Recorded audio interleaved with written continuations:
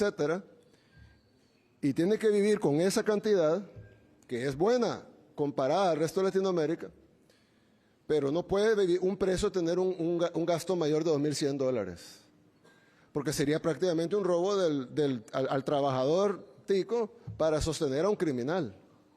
Entonces, ya no es ahí viene el tema de los derechos humanos, de los que yo siempre digo, porque el criminal tiene derecho, ¿no? Hay que darle comida, hay que darle salud, hay que darle un lugar donde dormir, un lugar donde vivir, hay que cuidarlo, etcétera. Pero no más que al trabajador que probablemente además ha sido víctima del que está preso. Entonces, el sistema penal no puede costar más de $2.100 por preso. Sería inmoral. Y entiendo que cuesta más de $2.100 por preso. Más de $12.000 por preso por año, señor presidente. Usted está diciendo 2.600. 2.100. ¿Qué? 2.100. En términos prácticos, nosotros estamos gastando $1.200 aproximadamente al tipo de cambio del día de hoy por mes por preso, costo operativo. Sí, en lugar de 2.100 por año. En otras palabras, están gastando casi 2 salarios mínimos por reo. Es una injusticia.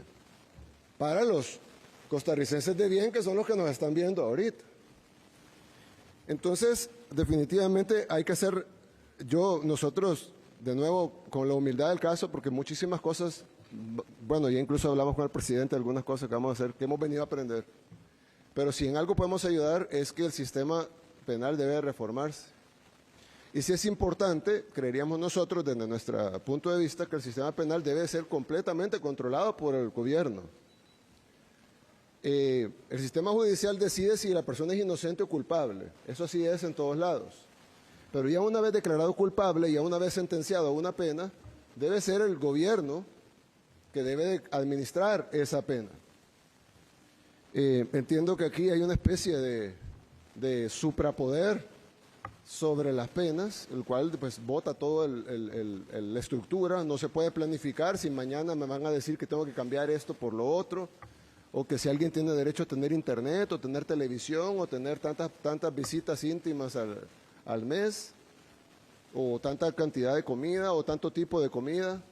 Y a mí me confunde a veces porque me pongo a pensar, bueno, tal vez esta gente es muy buena, ¿no? Y ellos se preocupan por la comida de los presos.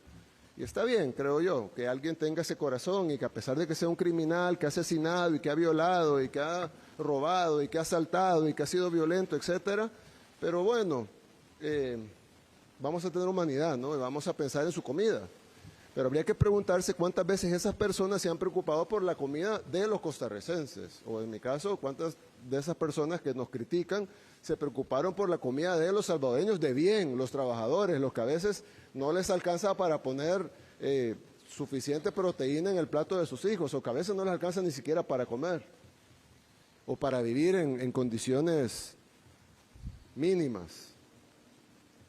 Entonces, nosotros sí creemos que el control de las cárceles es vital. Incluso nosotros, antes de iniciar nuestra guerra contra las pandillas, que inició en el año 2022, ya desde el año 2019 iniciamos controlando las cárceles.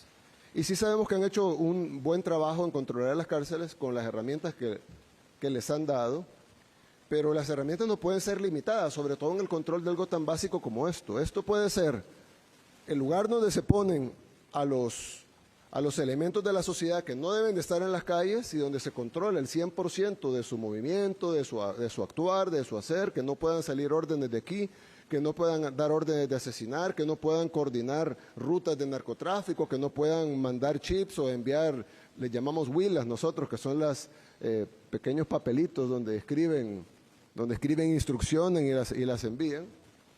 O va a ser ese lugar donde se controla, o se van a convertir en cuarteles del crimen, como eran en El Salvador, en donde hasta transmitían por YouTube sus fiestas con prostitutas, con drogas, con luces de discoteca, dentro de los centros penales, y luego las transmitían en YouTube, y cualquiera puede buscar en YouTube los videos, y ahí va a haber videos del 2012, 2011, 2013, en YouTube de El Salvador, donde están bailando ahí las prostitutas en el centro penal, tienen striptease y todo.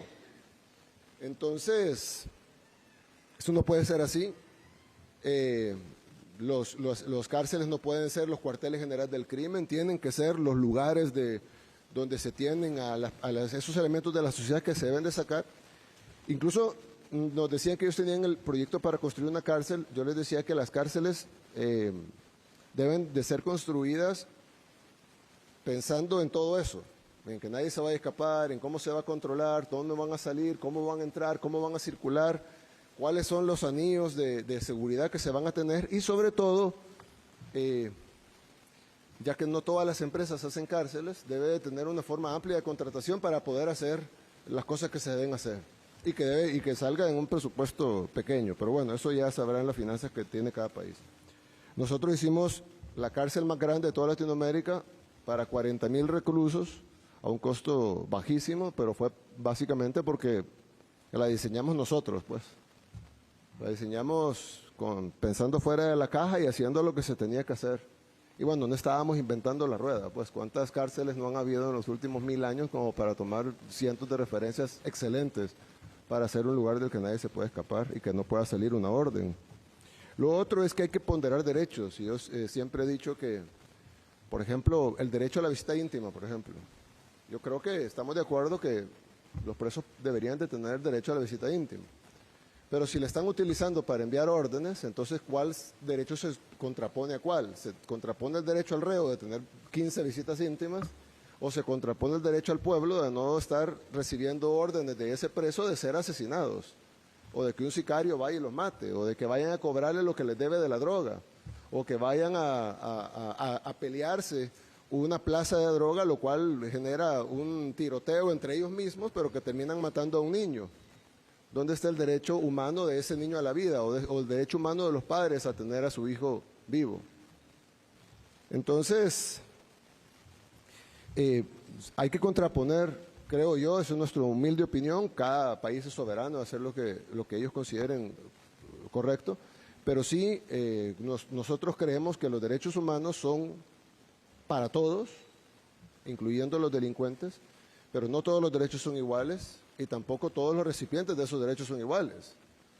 No es lo mismo la mujer que fue violada y asesinada, que debió haber sido protegida de no ser violada y asesinada, al derecho del violador y asesino. Es decir, a mí no me cabe en la cabeza, probablemente a alguien, a un estudioso de las cosas paradójicas, pudiera decir de que es más importante o es igual el derecho del violador y el asesino que el derecho de la violada y asesinada. Para mí no, para mí el derecho de proteger y evitar que esa mujer sea violada y asesinada está por sobre el derecho de él de violar y asesinar, que no tiene ningún derecho de hacerlo. Y el Estado debe aplicar todo lo que pueda para evitar que eso pase. A mí, no sé, yo creo que la mayoría de gente que nos está viendo piensa lo mismo. Y solo serán un grupito de papel, porque como decimos en El Salvador, no sé si lo dicen aquí también, el papel aguanta con todo, pero en la realidad no aplica. Y la realidad, pues aquí se ve, y hay que tomar acciones de acuerdo a esa realidad que se ve y que está. Yo se los dije ayer en las declaraciones a la prensa que dimos en la condecoración. Ustedes tienen una joya, Costa Rica es una joya en Latinoamérica, realmente lo es, en todo sentido, y deben de cuidarla. Y ustedes están teniendo los síntomas que El Salvador tuvo en los años 90, y están a tiempo de haber hecho lo que nosotros pudimos haber hecho en los años 90, que no fue tan duro como lo que tuvimos que hacer en el año 2022. Pero hay que hacerlo, y para hacerlo se necesita tener a todos los órganos del Estado y a todos los actores políticos y a la sociedad en sí y a los medios de comunicación, si pueden colaborar, todos al unísono a tratar de apoyar, no le quieren llamar guerra, el combate a la delincuencia, al narcotráfico, a la inseguridad, porque al final ¿quién va a ganar? Ustedes y sus familias. Bueno, yo tengo familia aquí, pero pues la mayor cantidad de mi familia está en El Salvador. Pero los que ganan son ustedes y sus familias, sus hijos, sus amigos, sus compañeros de universidad, de colegio, de trabajo, los costarricenses de bien, los que pueden seguir construyendo este país tan lindo. Entonces, bueno, nosotros vamos a continuar con este diagnóstico del sistema penal, vamos a hacer algo formal para entregarle al gobierno de Costa Rica, de parte de ustedes, de nosotros, sus amigos, hermanos menores, como nos quieren ver. Y esperamos que ustedes tomen las medidas y escuchen a personas que ya sufrimos, no lo que ustedes están sufriendo, sino lo que ustedes todavía no están sufriendo. Pero nosotros vimos cómo evolucionó esa enfermedad, cómo creció hasta que se volvió incontrolable y que gracias a Dios logramos a controlar, pero básicamente por un milagro. Créanme, no quieren llegar a eso. Así que bueno, gracias, presidente, y muchas gracias. Señor presidente, muchísimas gracias. Ustedes acaban de oír una cátedra magistral de quien no escribe libros, ni hace tratados filosóficos de la ponderación de los derechos y da clases en una universidad, de quien se arrolló las mangas y lo logró, sin un debate académico estéril. Pero antes de referirme a los buenos consejos y a las cosas en que el presidente de Salvador nos está abriendo los ojos al gobierno y a usted, pueblo de Costa Rica, tengo que manifestar el agradecimiento profundo del gobierno por la ayuda que nos mandaron en una situación crítica con nuestro clima. Trabajamos, como dijo el señor presidente, en las horas de la madrugada. Imagínense ustedes la belleza que tiene o la capacidad de ejecución que tiene el presidente Bukele, que dice, de lo que iba para Valencia, ahora viene para Costa Rica. Nosotros hubiéramos tenido que ir al SICOP, a la Contraloría, a la Procuraduría, a no sé qué cuánto, y más bien llegamos al verano y lo que va a haber es falta de agua. Para poder enviar, para poder recibir, pasamos toda la madrugada. ¿Y quién va a inspeccionar los títulos académicos de los médicos para ver y pedirle permiso al colegio, etcétera? Costa Rica, nosotros trabajamos muy duro, todos los costarricenses y la gente del gobierno, pero la verdad es que eso es un desastre en que nosotros mismos agarramos la pistola y nos disparamos en los pies cuando queremos caminar hacia la prosperidad y se nos fue el sentido común. Un abrazo fraterno del pueblo de Costa Rica al pueblo salvadoreño, un abrazo, señor presidente, por esa colaboración, por su capacidad de ejecución y, bueno, más tarde nos referiremos, ya cuando no están las visitas, sobre cómo estamos manejando el tema climático en las horas más afectadas. Obviamente no le hemos quitado los ojos de encima. Yo le rogué al señor presidente que hablara el primero, para que no hubiese la menor duda de la verdad destilada que él nos cuenta. Y él es un hombre muy humilde. Creo que es humilde de corazón porque de Dios así lo hace hacer más efectivo. Vean ciertas cosas que nos dijo el presidente Bukele en esta caminata. Primero, es la primera vez yo creo que viene un presidente en ejercicio de la República a este centro penal, excepto cuando Carlos Alvarado vino a inaugurar la prisión de Teflón de aquí a la par. Es la primera vez que no solo viene un presidente a ver la realidad, sino que trae un presidente extranjero reconocido en el mundo como el que lo logró. Y de las cosas que nos decía, ellos construyeron el CECOT, se llama el Centro de Control del Terrorismo, 40,000 privados de libertad, y yo no se los tengo que describir a ustedes, compatriotas, porque lo hemos visto en abundancia en la internet, y eso ha circulado el mundo, como una innovación enorme. Bueno, voy a ser indiscreto, porque el gobierno de El Salvador pagó $100 millones por 32 manzanas y 8 manzanas de construcción. 32 manzanas de territorio y 8 de construcción. 32 de construcción y 200 de territorio. qué dicha que estoy aquí con la par suya. 200 de territorio y 32 manzanas de construcción, 100 millones. Al señor ministro de... Más el equipo y el equipo tecnológico y el equipo de los guardias, etcétera, 115 millones. 115 Pero 100 la millones. construcción, es correcto el dato que usted dio, 100 millones, 32 manzanas de construcción y 200 manzanas de territorio. Y a nosotros nos están ofreciendo un centro penitenciario que si lo lleváramos al SICOP, ustedes saben qué es eso, el sistema de compras, nos costaría para 2.300 reclusos, ¿cuánto, ministro? 100 millones de dólares.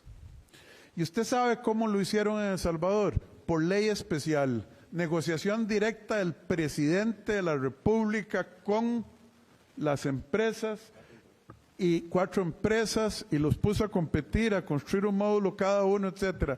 ¿Se imaginan el infarto, catetonismo y que le daría a Marta Costa?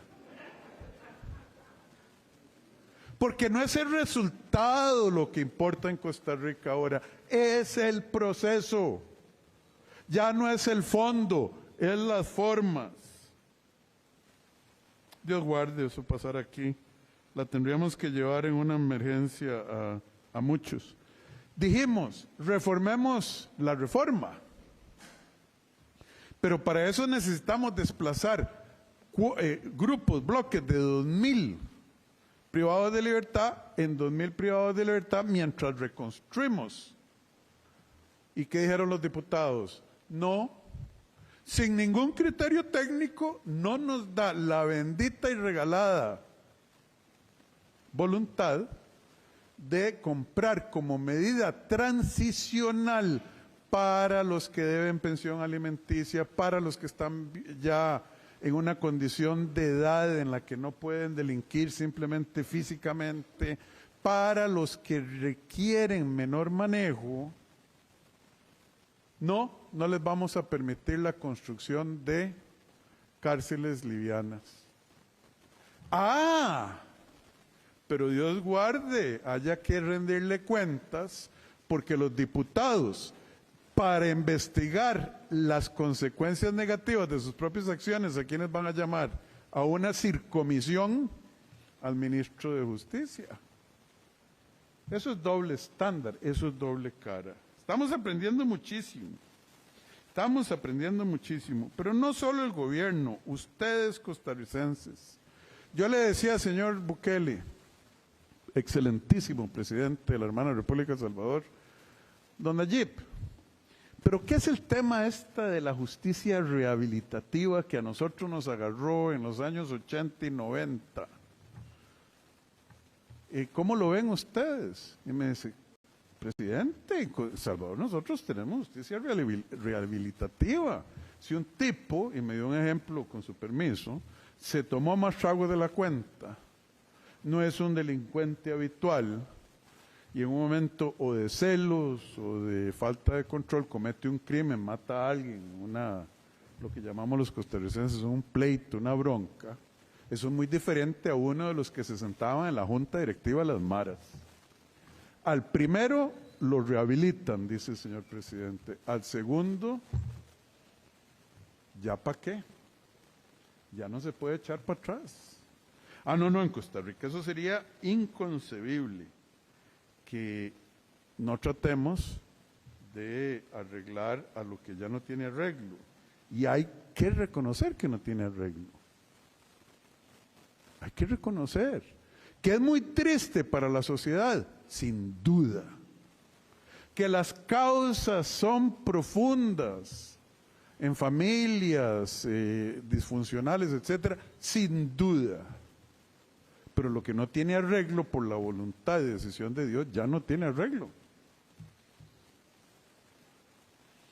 Otra cosa que le llamó muchísimo la atención al señor presidente es esto de los costos, de cómo un oficial que ingresa a trabajar aquí gana, ¿cuánto? 450,000 colones, 530,000 trabajando 6 por 6 tal vez, arriesgando su vida, estando lejos de su familia, incomunicado por celular como debería ser, etcétera.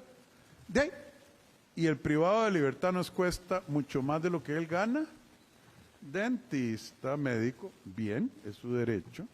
Pero si el privado de libertad, que tiene recursos por sus actividades delictivas afuera o por sus compinches, dice, yo quiero que me lleven al hospital Cima, la Sala Constitucional le ordena al Ministerio de Justicia que, dependiendo quién sea, dedique de 4 a 8 oficiales, lo que haya que dedicar, el carro de transporte para que llevarlo a que vea a su dentista privado.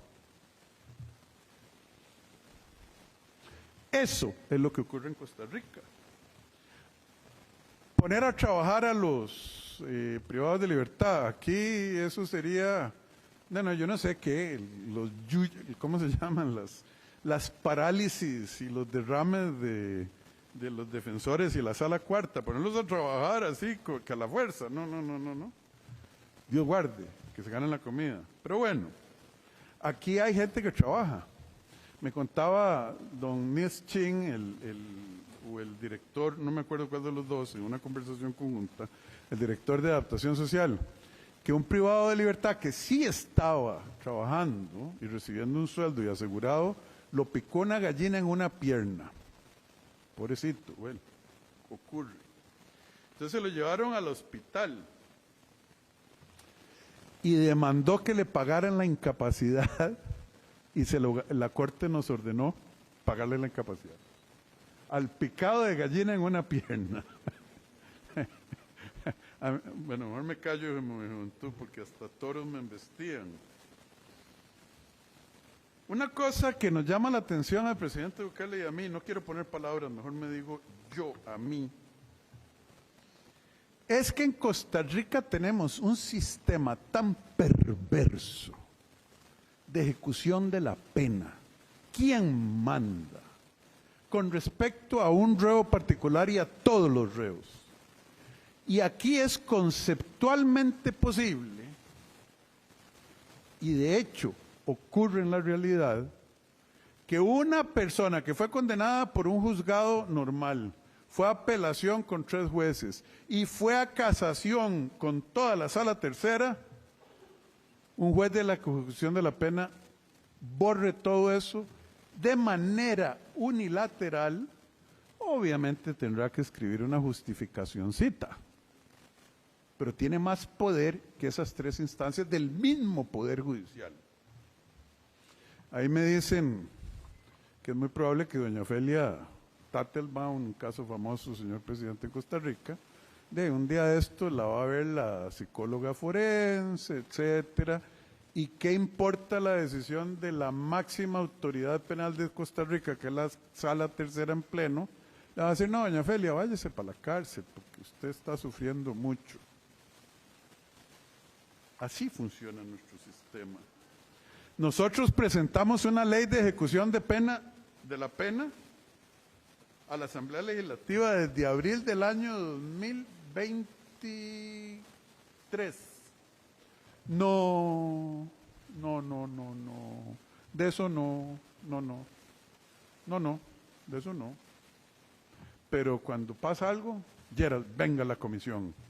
¿Y por qué no llaman a un juez que se llama don Roy Murillo, que es el juez de la ejecución de la pena de Alajuela, que tiene la autoridad absoluta sobre la mitad, más de la mitad de los privados de libertad en este país y que nadie lo conoce? Yo no tengo el gusto y no sé si es una buena o mala persona, no lo estoy juzgando a él, estoy juzgando el sistema jurídico que a ese señor por tener la competencia sobre Alajuela controla todo este centro penal con 8.700 privados de libertad y le puede decir a don Nils Ching qué le da de comer a fulano, cuándo lo lleva a la clínica privada. Las visitas no son conyugales, yo creí que dejaban venir a las esposas. No, cualquier reo, qué palabra que antes se usaba, ahora es privado de libertad, puede mandar a pedir a una muchacha. por cualquier razón, la conozca o no la conozca.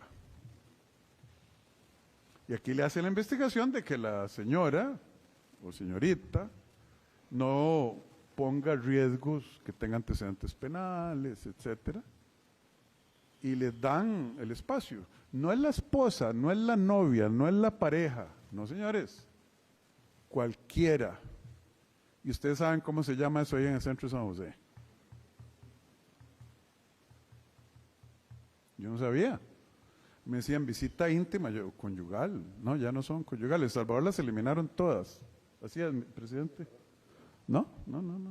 Bueno, entonces alguien que tiene plata o que tiene amigos que tienen con plata, las veces que quiera, manda a traer a alguien. Yo no digo que eso sea malo per se. Yo soy una persona que cree en la libertad individual de los seres humanos. Yo no soy nadie para juzgar a nadie, solo Dios puede. Pero en un centro penal, ni tiene que pagar cuarto, en ese caso. La otra cosa que nos llama muchísimo la atención, y ya me estoy extendiendo más de la cuenta por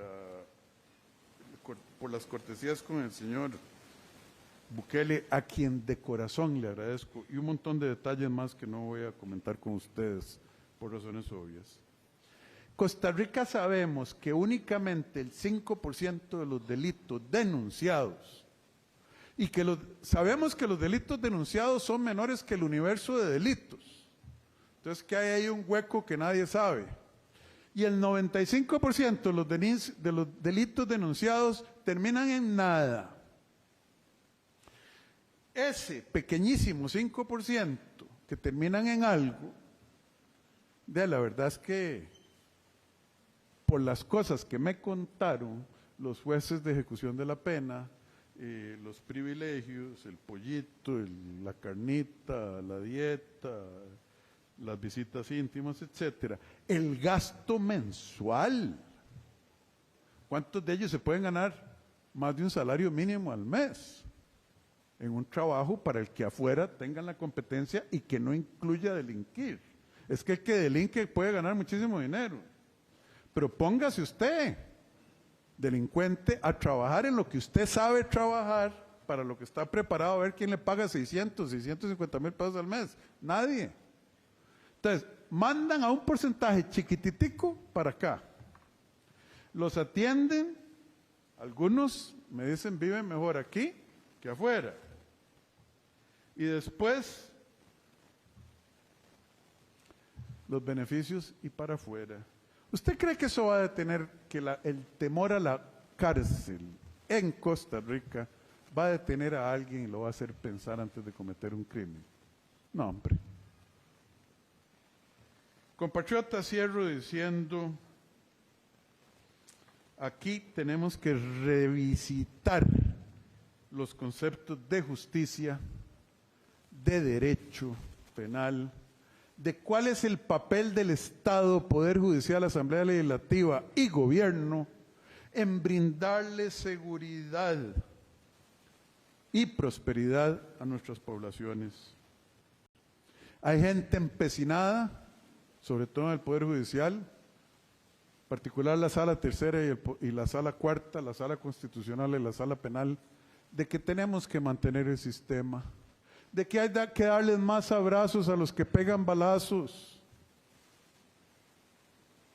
hay que tratarlos bien, pero no bien dentro de lo que decía el presidente Bukele sabiamente, dentro de los derechos concebibles, porque son seres humanos, son criaturas de Dios. Dios los va a juzgar. Nadie los va a azotar, nadie los va a torturar. Pero, ¿cómo? Esos grupos, diputados y diputadas que ustedes conocen, Rodrigo Arias, ha sido clarísimo al respecto, Gloria Navas,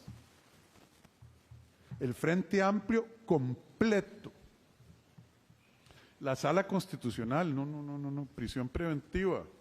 Aunque usted esté frente a un peligro para la sociedad, la comunidad que incluye su hermana, su hija, su mamá, su papá, su abuelo, sabiendo como el que mató a Catherine Garro, que la mató 3 días después de que lo soltaron. 450 casos en esta administración que los jueces de la pena dicen, no, suelte a esta persona. Y viene el Ministerio de Justicia y dice, no señor, esta persona es un peligro para la sociedad. Ni siquiera estamos hablando de prisión preventiva, estamos hablando de condiciones benévolas para que salga de la cárcel sin haber terminado su pena. Y todos los estudios técnicos dicen, es un peligro para la sociedad, no debe salir. Ah, no. Un juez sin cara ante el pueblo, sin necesidad de rendir cuentas, dice, ah, sí, váyase, lo suelta. Y cuando ocurre el asesinato, ¿a quién llaman? Al ministro de Seguridad, a la Asamblea. ¿Y usted qué hace? ¿De qué quiere que haga? Que le dé 2 guardaespaldas a cada mujer costarricense, y a cada adulto, y a cada hombre. Ese debate, compatriotas, lo tenemos que seguir.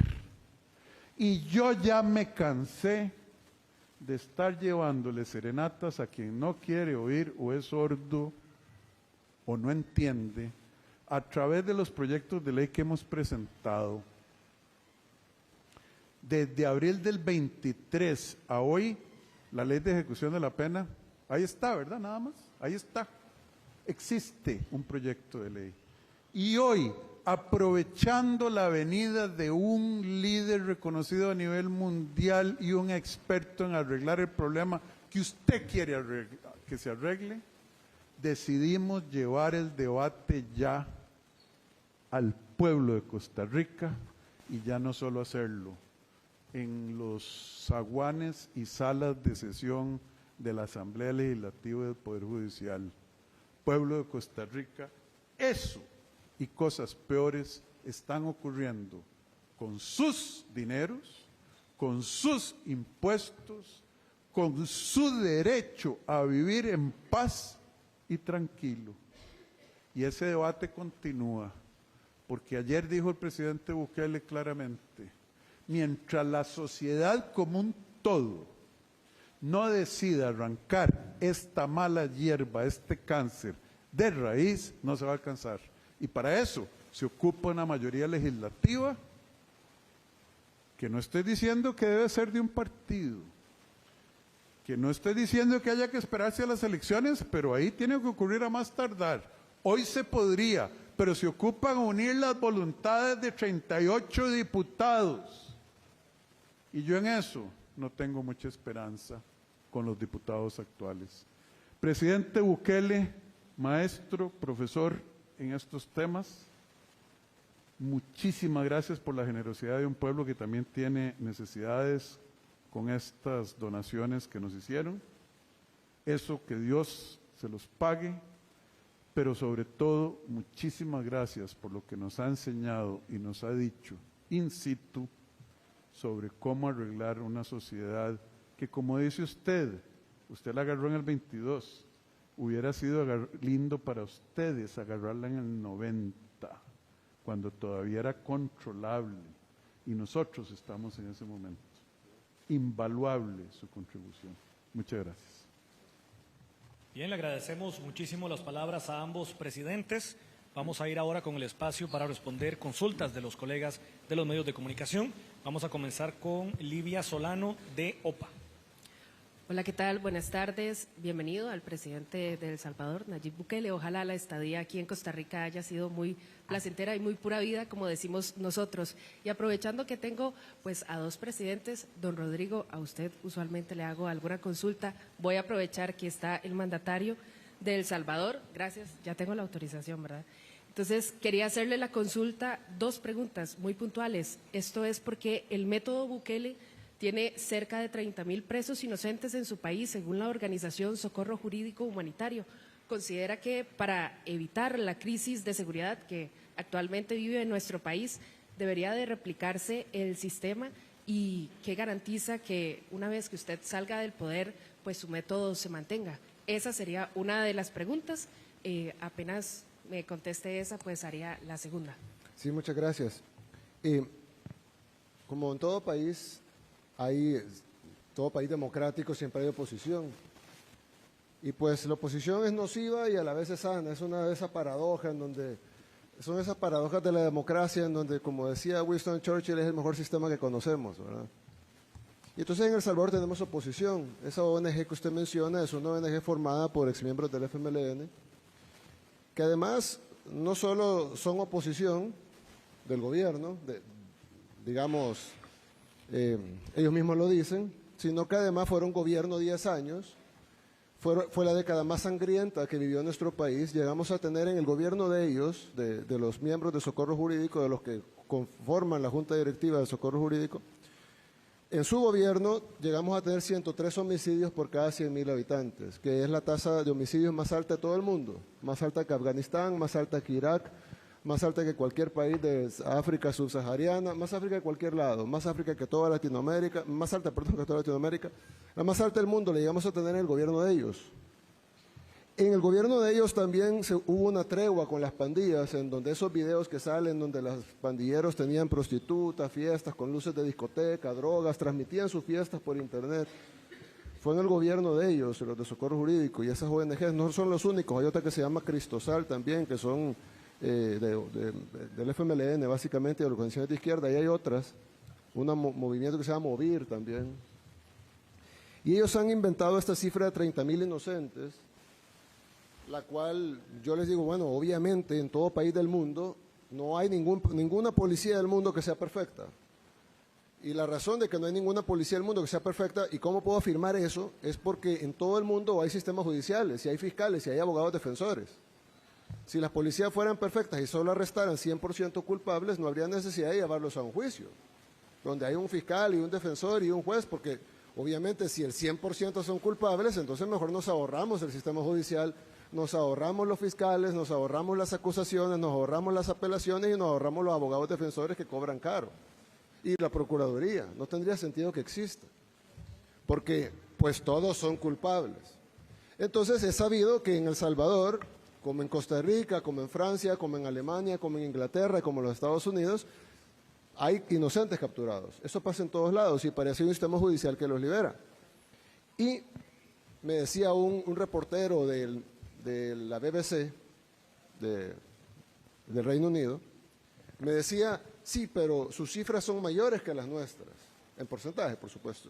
Y le digo, claro, porque el Reino Unido no ha sido la capital mundial de los homicidios, éramos nosotros.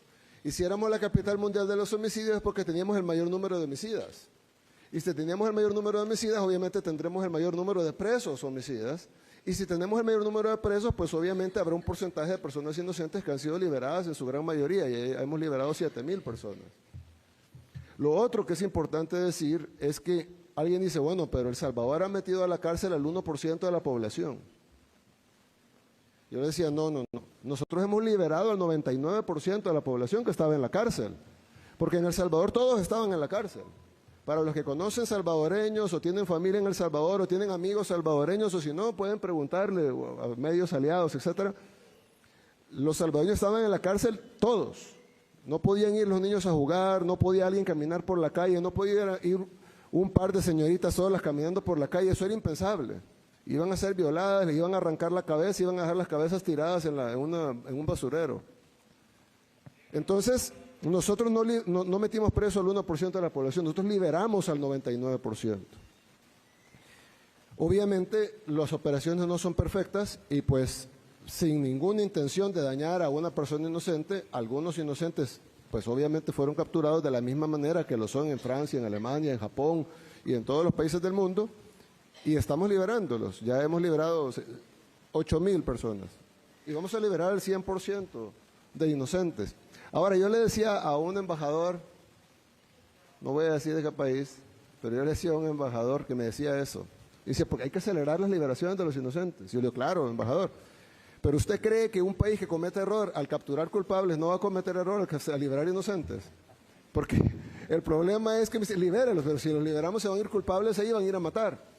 Y yo le conté un caso en donde, yo le dije, le voy a contar un caso donde el Estado violó a una niña. Me dice, ¿cómo que el Estado violó a una niña? Sí, el Estado violó a una niña de 8 años y la mató. ¿pero cómo fue así? Yo le dije, bueno, se capturó a un hombre por violación, ¿en qué año, ministro? Perdón, 2008. Se capturó a un hombre por violación en el año 2008. El hombre salió libre, o estuvo preso como 4 o 5 años, sale libre, luego fue capturado de nuevo por violación en el año 2012, luego salió libre, no le pudieron probar esa segunda violación, a pesar que había estado preso por la primera, luego fue capturado una tercera vez, o ya la tercera fue la nuestra, no.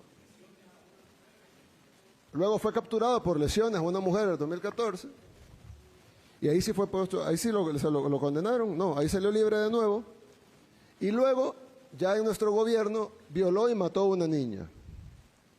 Entonces a esa niña, ¿quién la violó y la mató? Ese sujeto, claro, y ahora está cumpliendo una pena y nunca va a salir de la cárcel, nunca. Pero a esa niña también la violó y la mató el Estado. Y era una niña de 8 años. Para los que tienen hijas, piensen, o hermanas, piensen en sus hijas de 8 o de esa edad, que venga un sinvergüenza que estuvo 3 veces capturado por violación y lesiones a mujeres, o sea, un psicópata que odia a las mujeres, que viola a mujeres, que lesiona a mujeres, el Estado lo protegió sus derechos humanos, lo liberaron 3 veces y terminó violando y matando a una niña hasta que este gobierno no ponderó sus derechos humanos, sino que ponderó los derechos humanos de esa pobre niña que no debió haber sido violada ni asesinada. Entonces, nosotros hemos recibido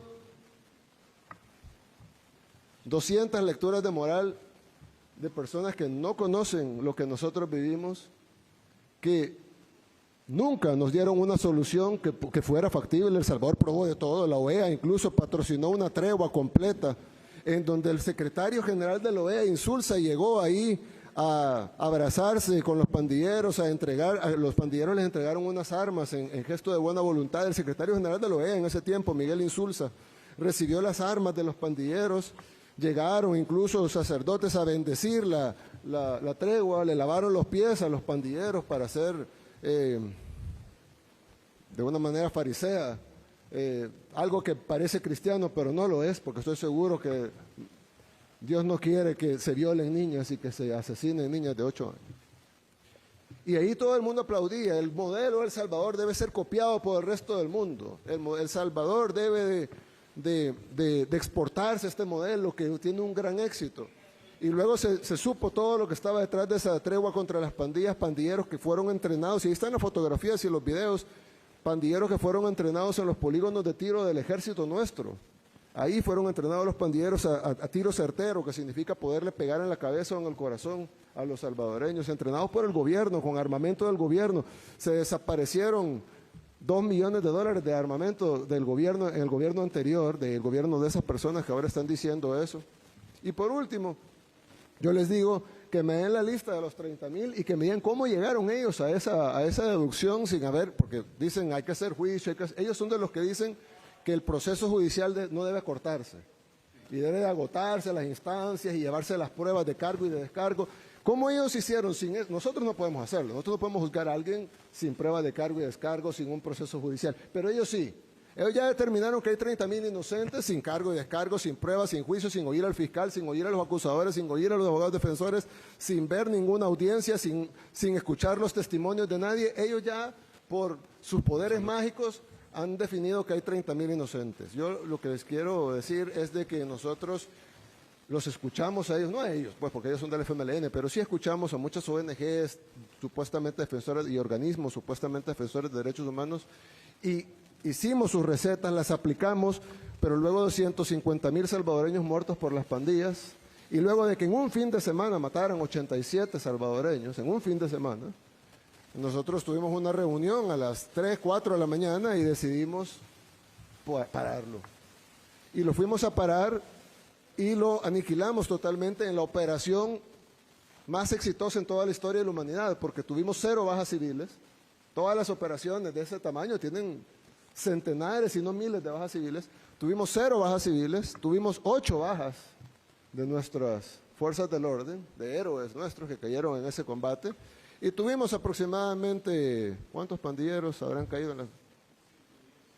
110 pandilleros. Entonces, haber eliminado el crimen del país con más crimen en el mundo, con 0 bajas civiles, 8 bajas de héroes de la fuerza pública y 110 pandilleros, es la operación más exitosa en toda la historia de la humanidad.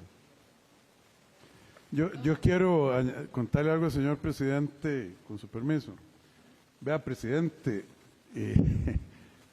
¿cómo decir esto? Usando la lógica que es impecable de que el Estado salvadoreño mató a esta niña de 18 años, de 8 años, en Costa Rica el Poder Judicial ha matado a miles de sicarios. Imagínense que aquí hay un solo caso famoso de un muchacho de 16 años, 16 años, que se llamaba Chiquilín, que lo detuvieron 20 a 30 veces y lo tenían involucrado en 10, 20 asesinatos. Y usted sabe y lo soltaban porque era menor de edad. Y usted sabe qué terminó los asesinatos de Chiquilín, que la banda contraria lo mató. Si no, ahí estaría. Ellos hicieron justicia. Ellos lo mataron. Y nosotros lo agarrábamos y en hora lo soltaban. Y así le puedo dar una lista al pueblo de Costa Rica de los asesinatos que ocurrieron por eso. Y algo curioso, presidente. En mis 10 años en política, yo nunca he visto a un periodista preguntándole a un juez por qué liberó a un criminal.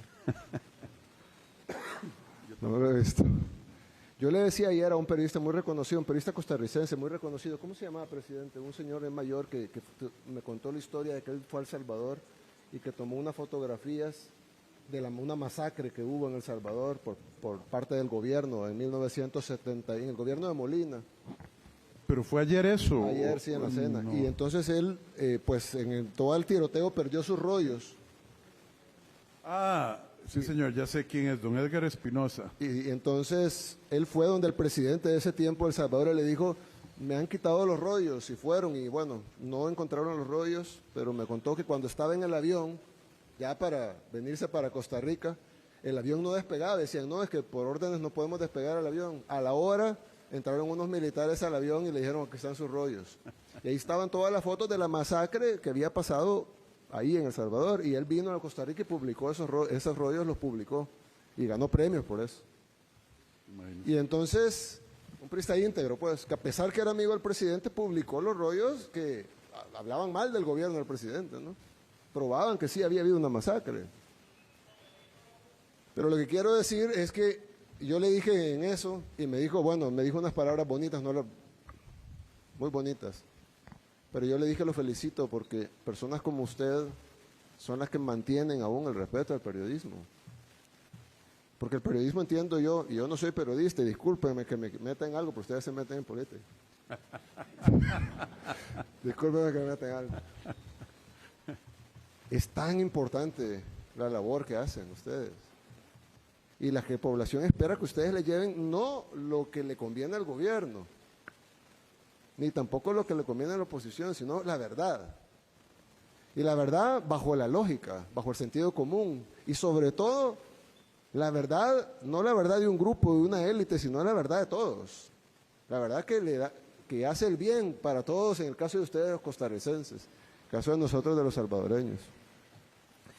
Yo lo dije ayer, es tan importante que toda la sociedad en su conjunto esté a favor del bien y en contra del mal. Ya saldrá un intelectual a decir por qué es bien y qué es mal. Bueno, empiezan a teorizar todo hasta que nada es nada. Pero nosotros sí sabemos qué es bien y qué es mal. Ustedes lo saben, sus familias lo saben.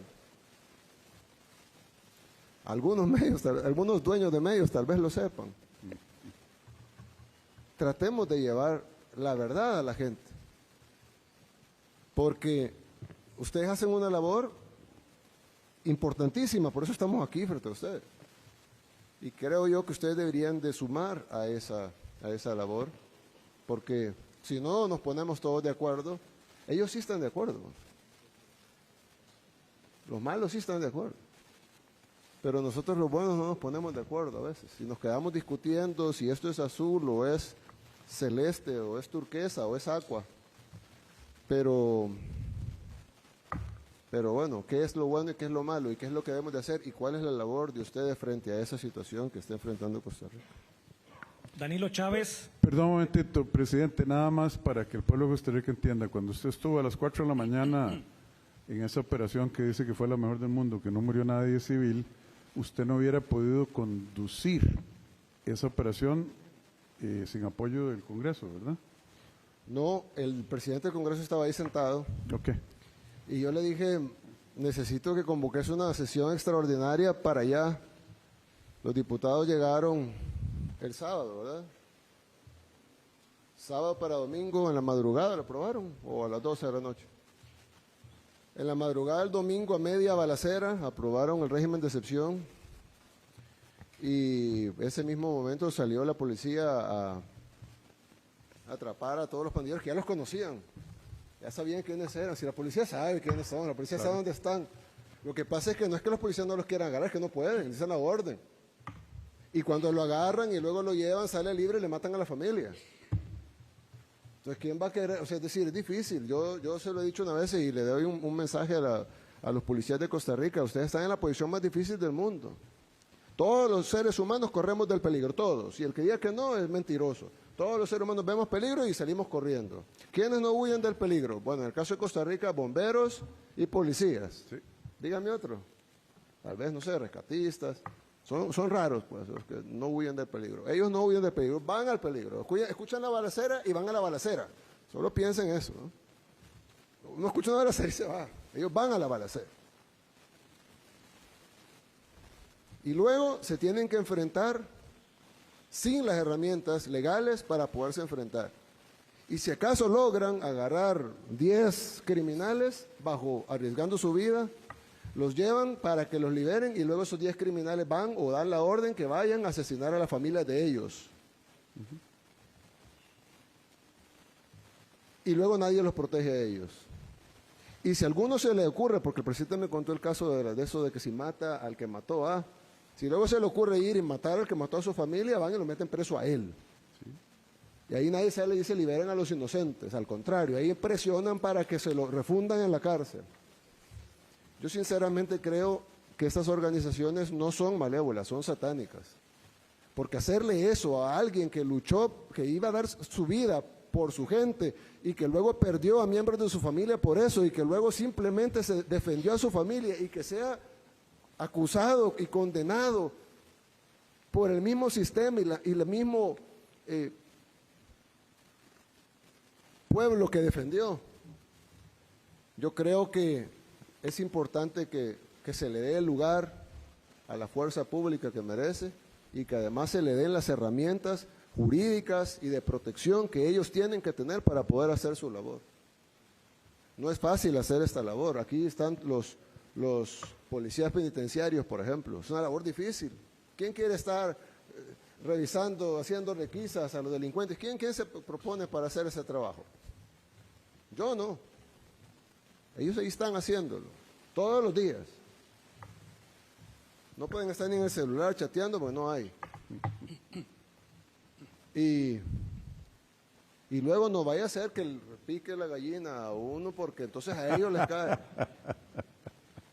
Entonces, yo creo que uno debe ser agradecido. Agradezcamos a quienes nos protegen todos los días y démosles por lo menos, lo mínimo que les pudiéramos dar son las herramientas y las condiciones para poder hacer su trabajo y protegerlos a ellos y a sus familias, solamente.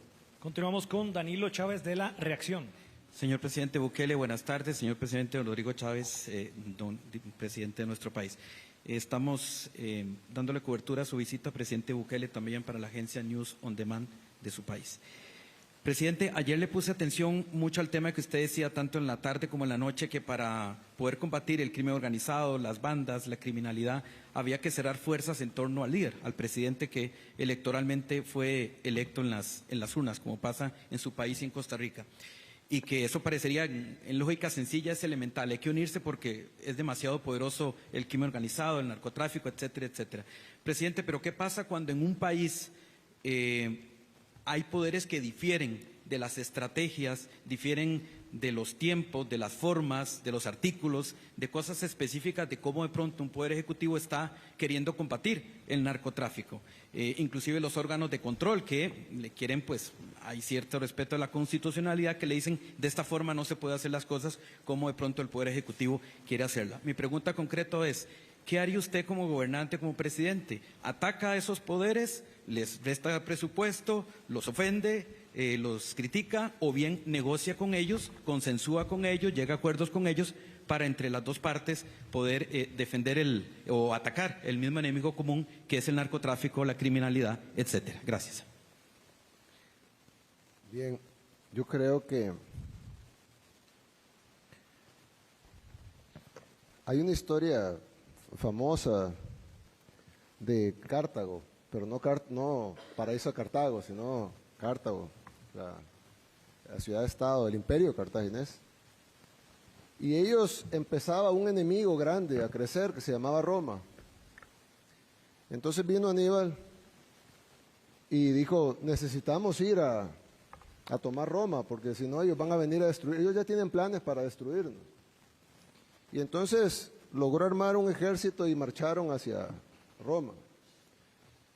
Roma, la invencible, fue vencida varias veces por Aníbal, varias veces. Un excelente líder militar y logró vencer varias veces a los romanos. Llegaron a las puertas de Roma, pero obviamente tenían años ya en la campaña, los soldados ya estaban cansados, ya no tenían dinero, ya no tenían comida. Y entonces envió emisarios al parlamento cartaginés y llevaban unos sacos al parlamento. Cuando el parlamento en sesión los escuchó, sacaron los sacos y botaron lo que había dentro, y cayeron miles de anillos de oro al suelo. Cada anillo de oro era de un general romano que había sido asesinado obviamente por el ejército cartaginés en las victorias que habían tenido camino a Roma. Y entonces dijeron: tenemos a Roma, estamos en las puertas de Roma y hemos vencido al ejército romano varias veces, pero necesitamos recursos, necesitamos más hombres, necesitamos alimentos. Así que necesitamos que este Senado nos apruebe esos recursos. Discutieron. Esto es una historia, no es un cuento. Discutieron y decidieron que las formas no eran las correctas y que lo mejor era no financiar la expedición y que Aníbal debía regresar a Cartago. Aníbal regresó. Roma se dio cuenta de que debía acelerar lo que tenían planificado, y luego Roma atacó y desapareció Cartago de la faz de la tierra. Le echaron sal a Cartago, esas son las guerras púnicas. Las guerras púnicas. Aníbal, Asdrúbal y Amílcar. Correcto. En la cultura del señor presidente salvadoreño. Y los romanos en la última guerra púnica arrasaron Cartago y le echaron sal para que no volviera a salir Para nada. que nunca volviera a saberse de Cartago. Hasta el siglo XX redescubrimos que no eran bárbaros, como lo llamaban los romanos, sino que era una civilización avanzada, más avanzada que Roma en ese tiempo, con gran comercio y con gran cultura. Yo creo que se puede discutir quién debe ser el líder. Eso es básico en cualquier democracia. Pero una vez electo, se le deben dar, así como a los policías, se le debe dar a ese líder las herramientas para poder combatir lo que tiene que combatir. Si es la inseguridad, si es la pobreza, si es la exclusión social, será la exclusión social, si es la vivienda, será la vivienda. Pero lo que no se puede es pasar debatiendo infinitamente, las teorías son infinitas, cada quien puede salir con otra idea, cada quien puede salir con otra idea sobre esa idea, y ese debate estéril e infinito no va a llevar a nada más que a perder la batalla contra la criminalidad, así como Cartago la perdió contra Roma. Continuamos con Daniel Parra de State TV. Saludos, señor presidente Nayib Bukele. Bienvenido, le reitero la visita. Presidente, don Nayib, ¿qué recomendaciones tiene para el señor presidente de la República, don Rodrigo Chávez, para el sistema penitenciario luego de esta visita histórica? Sabemos que está a 10 minutos de retirarse acá. Y por último, si me regalaría una fotografía con su persona. Con mucho gusto, con mucho gusto. Sí, bueno, ya algunas las mencioné. Creo que se necesita, es un régimen bastante permisivo, con eso de las visitas íntimas, no conyugales, sino íntimas. Ojo, conyugales no estamos hablando de moralidad, de que si está casado, no, la pareja, la novia, quien sea, ¿no? Pero tiene que haber alguna estabilidad ahí. No puede ser que lleve una señorita diferente cada vez, ¿verdad? Entonces, ese tipo de cosas, esa permisibilidad, ese acceso al exterior que tienen. Por ejemplo, ellos tienen televisión. Yo no tengo nada en contra que tengan audiovisual. Nosotros no les ponemos. Pero se les pudiera poner partidos de fútbol, películas y ese tipo de cosas. Pero tener acceso a los noticieros, por ejemplo, les da a ellos conocimiento de lo que está pasando afuera. Ya no necesitan ni siquiera que los informen los que vienen, sino que ellos están plenamente informados todos los días. Entonces, hay una serie de cuestiones que sin infringir sus derechos mucho, sino simplemente regulando los derechos, dicen porque hay algunos que plantean el control total del Estado, que estoy seguro que los costarricenses no quieren eso, y otros que plantean el libertinaje total, que estoy seguro que tampoco los costarricenses quieren eso. Entonces existe el concepto de libertad ordenada, en donde todos tenemos libertad, pero está ordenada de acuerdo a las reglas que la misma sociedad pone para el bienestar de todos en la sociedad. Entonces, un reo que tenga audiovisuales me parece bien, me parece justo para que tenga algún tipo de entretenimiento, pero ese entretenimiento debería estar limitado a películas, partidos de fútbol, etcétera, pero no, por ejemplo, a cosas informativas. Es algo muy sencillo, pero hace mucha diferencia.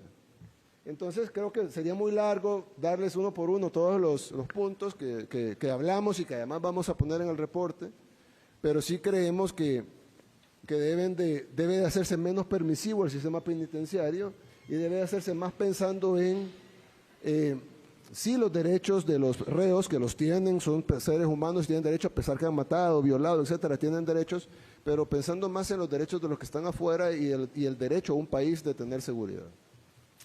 Gracias. Bien, terminamos con David Quintana de Ticavisión. Muchas gracias. Ustedes me hicieron recordar la frase de Nerón: ¿acaso es más importante Roma que yo para que digan que es mi víctima? Genial, ¿verdad? Bien, señores presidentes, gracias. Al señor presidente Rodrigo Alberto de Jesús Chávez Robles le consulto. Sabemos que la medalla honorífica que le entregó al presidente Bukele es el motivo de su viaje, pero ¿por qué lo invitó? Me gusta ir más allá de eso, señor presidente. Y al presidente Nayib Bukele Ortiz, sí. Bueno, no sé si le puedo consultar. Ok, muchas gracias, muchas gracias. ¿Por qué lo invité? Yo creo que es obvio, claro, notorio, la contribución que Nayib Bukele Ortiz ha hecho en este viaje a Costa Rica. ¿Ve? Lo que se mira no se pregunta. Vino, nos ha dado mensajes claves, nos ha dicho que la discusión es estéril por años de años, que aquí por dicha se acaba en el 26, en el 2026, para bien o para mal, yo no estoy prejuzgando el resultado, no nos va a llevar a corregir a lo que a El Salvador se le sembró en los años 90, germinó en los años 90 y dio su cosecha de fruta amarga y venenosa en los años 2020, cuando él vino a corregir lo que ya era un cáncer, no era un tumorcito. Nosotros todavía tenemos oportunidad y yo no quiero decir que mis ministros no tienen la capacidad, pero oírlo de quién lo logró, por qué lo logró, el papel del Congreso, los cambios que hicieron en el Poder Judicial y los resultados que están a la vista del mundo. Para el pueblo de Costa Rica eso ha sido sumamente beneficioso, Por eso me tomé la libertad. Me di cuenta que el excelentísimo señor presidente y yo compartimos aficiones. Nos vamos a poner a hablar de las guerras púnicas entre Cartago y Roma, los 3 generales famosos, Amílcar, Asdrúbal y Aníbal. En San Salvador conversamos de la batalla de Gaugamela entre entre Alejandro Magno y Darío II, ¿verdad? Darío el Grande. Y que el señor tiene enorme sabiduría y credibilidad para hablarle al pueblo de Costa Rica. La condecoración se la merece, y se la merecía, y se la hubiéramos dado por los resultados que ha logrado. Esto, que pueda hablar directamente con un pueblo que necesita entender la naturaleza del debate estéril en la Asamblea Legislativa y en el Poder Judicial, es miel sobre hojuelas. Y le doy gracias a Dios que Él haya aceptado venir, porque yo creo que esto representa un punto de inflexión para nuestra sociedad. Gracias por su pregunta. Muchas gracias. Un aplauso para el señor Bukele, por favor. Bien, muchísimas gracias a todos los colegas de la prensa. De esta manera terminamos nuestra visita oficial aquí en La Reforma. Muchísimas gracias a todos por habernos acompañado.